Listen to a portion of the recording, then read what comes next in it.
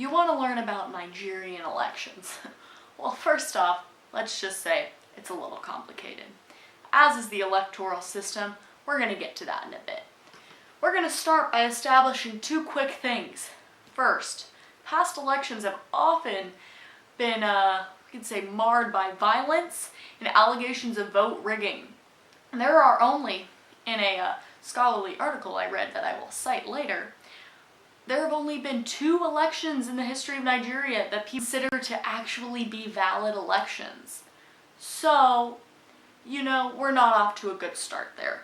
But we're just going to dive on in these next 10 minutes. Just get prepared to learn a lot. It's a little confusing, but together we can make it through. Let's cover some of the basics of the electoral system.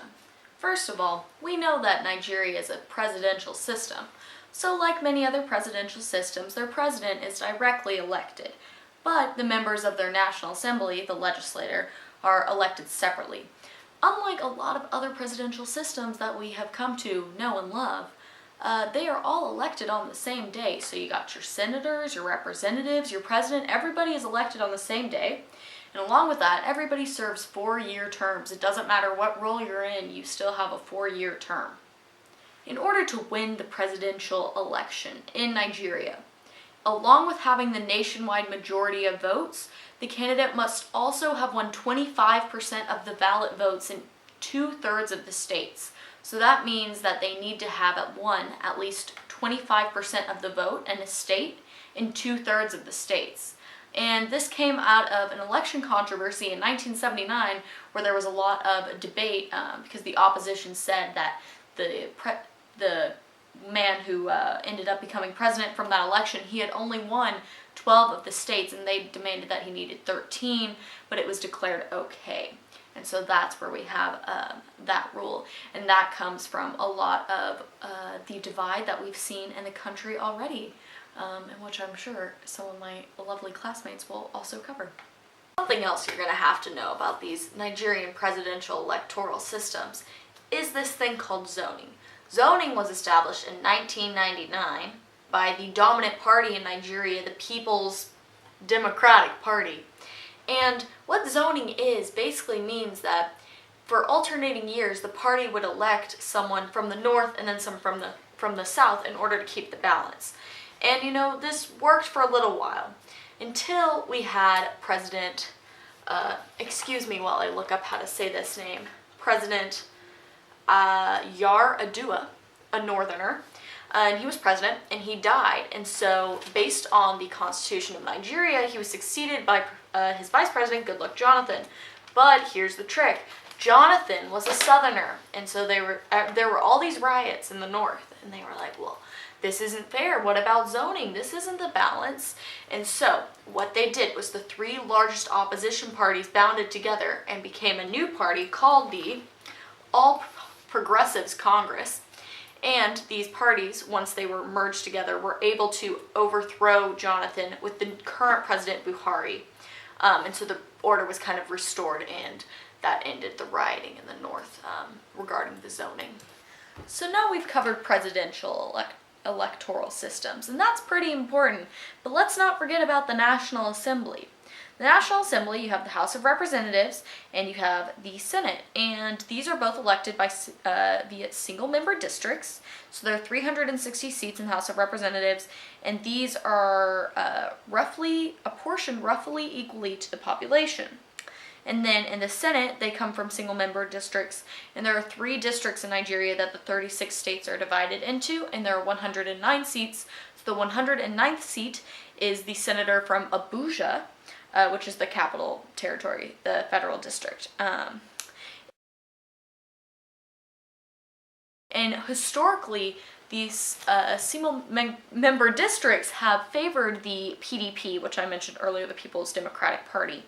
But now that's kind of switching up with the election of Buhari, as I said, because we had the 3 opposition parties to the People's Democratic Party bond together into the APC. And so with Buhari, we had a lot more people come in with the APC. So now we see that shift happening. Also worth noting is that because these are single member districts in some of the smaller states that have very, I guess you could say, strong ethnic groups, they are voting in their own people for their district. So you do see people from those districts being elected that aren't necessarily aligned with the PDP or the APC. Well, I think that's all for electoral systems. I'll get back to you in a minute with the rest. So, political parties. Political parties survived Nigeria's first republic, but they were banned under military rule and didn't return until 1976 and really 1978 when we had Olusegun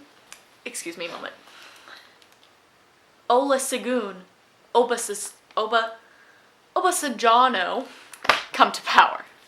In the Second Republic, the Constitution specified that the presidential candidate had to win at least 1/4, so 25%, in 2/3 of the states, which is what I mentioned previously. I'm not really sure if this is the same thing that carried over, but maybe it is. Not sure.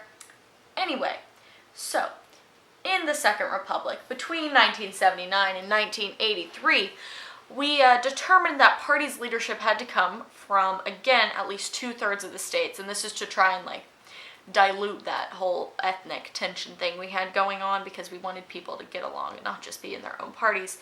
And so, because of this rule, though, there were only 5 parties, which, seems like a lot to us, but there were only 5 between 1979 and 1983 for those 2 elections. But then military coups in 1983 and 1985 led to the end of the Second Republic, and those military coups deemed political parties unconstitutional. So we didn't have those for a while.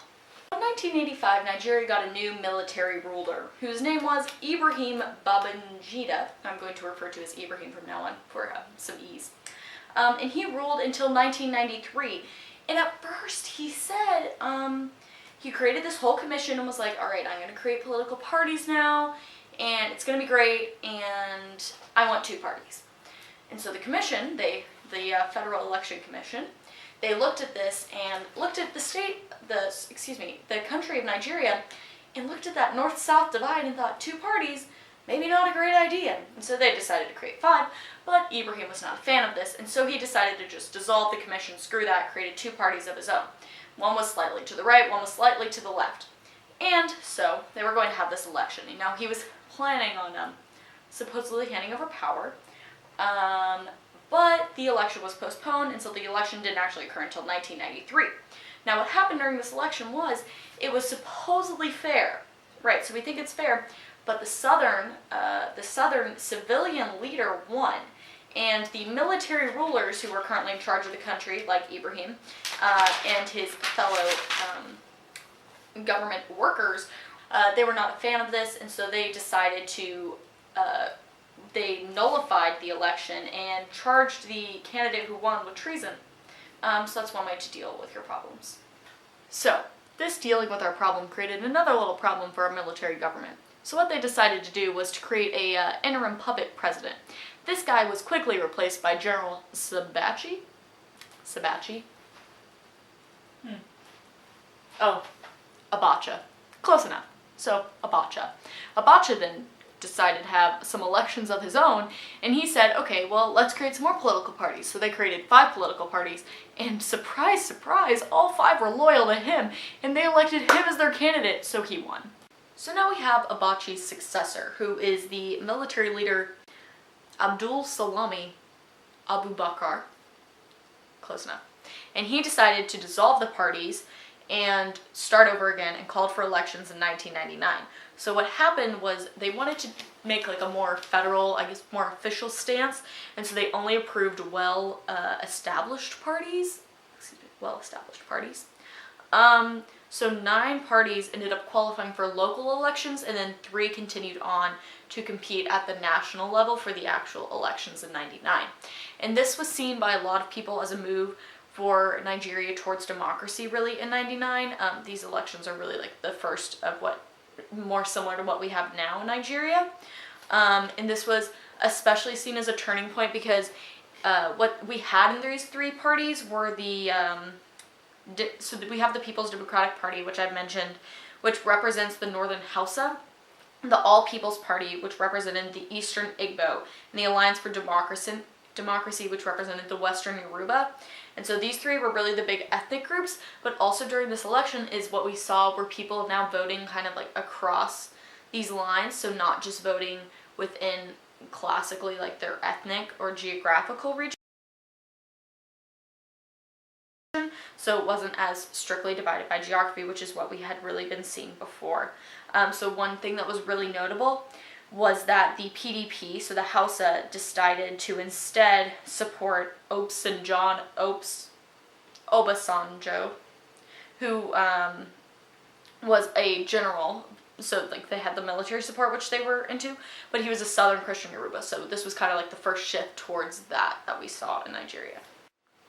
One quick note, I think I forgot to mention that this 1999 election is considered to have brought in the Fourth Republic, which is what we're currently in, the Fourth Republic of Nigeria. Since 1999, Nigerian elections have shifted away from the traditional regional bases and have become more democratic, which is a great thing we should celebrate. And in 2003, we had our first civilian-sponsored government election in 20 years, so I thought I'd give us a moment to commemorate that moment. And some more good news from this time. In 2007, we had our president who was elected in 2003, Obasanjo, who had been re-elected from 99, and he stepped down democratically as laid out by the Constitution, which was the first handover of the presidency of democratically elected executives in Nigerian history. So big step. And the one who came after Obasanjo was, we gotta read this one out, Umaru Adua, who was Obasanjo's handpicked candidate, but you know, it was a step, and he did win in a landslide. But you know, we're gonna look at the positives here. Yeah, so that was a fun moment, but 2003 was actually a lot more complicated than that, because it just happened to be accused of widespread fraud and corruption at every single level of the election, which is obviously not ideal for a democratic election.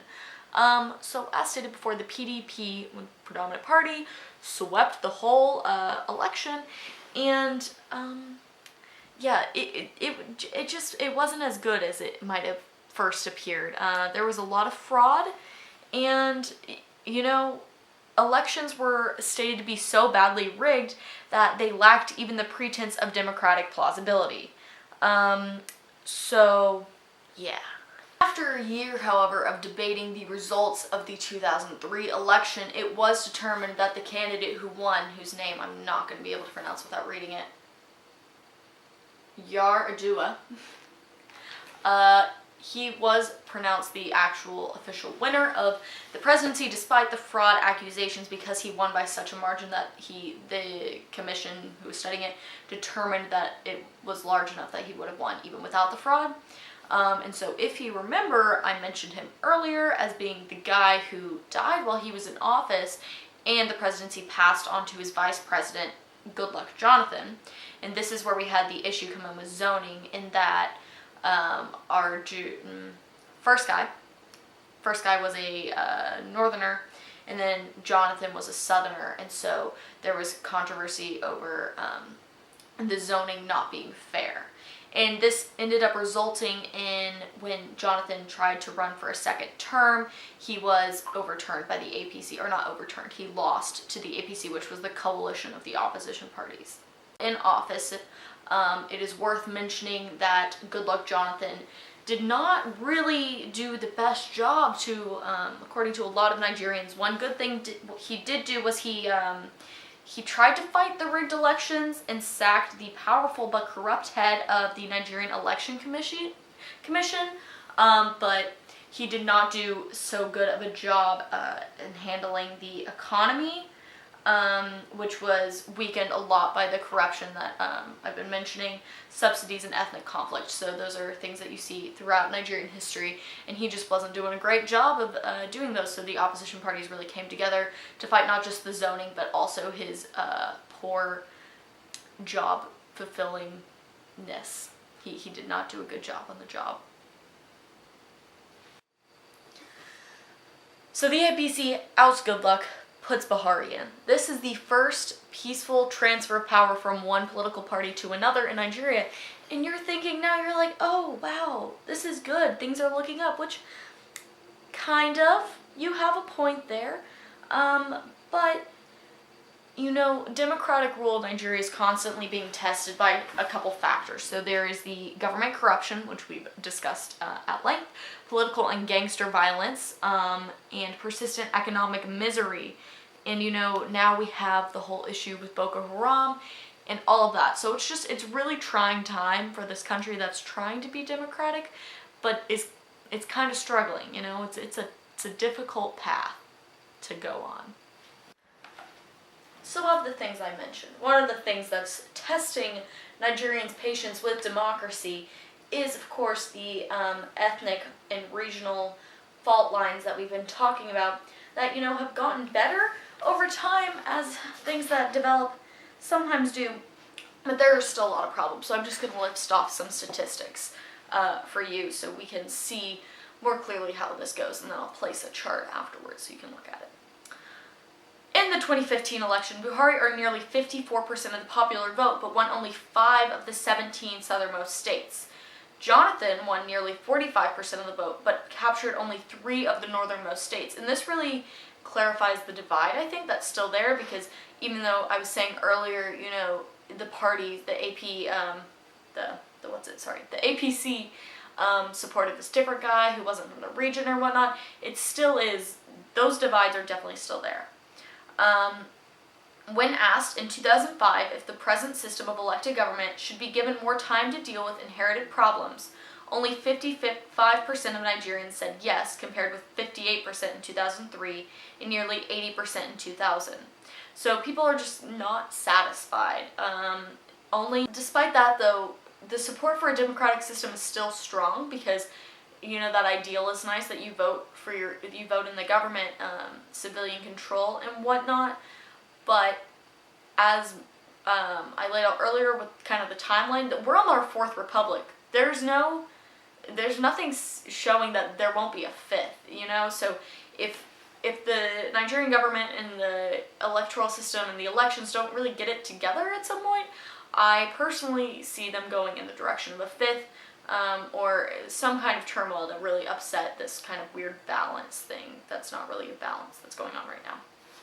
I'm just going to toss in another quick side note here and say that oil is causing problems. It's bad. Money isn't being well distributed amongst the poor or whatnot, and so it's just a bad situation with oil. Don't really want to get into that. I'll leave some links below. So there is some good news. Nigerian elections are getting cleaner every year. 2011 and 2015 have been their cleanest elections yet, and we're hoping that they stay on trend with that in the 2019 election coming up. And this has really been largely due to an open secret ballot system where you get like a piece of, like a prick or a paint, a thing on your finger, right, to show that you've voted, basically. And this is to curb the rigging that we've seen, and a lot of this can be attributed to the cleaner elections, to our old friend Jonathan Goodluck, I always get it mixed up.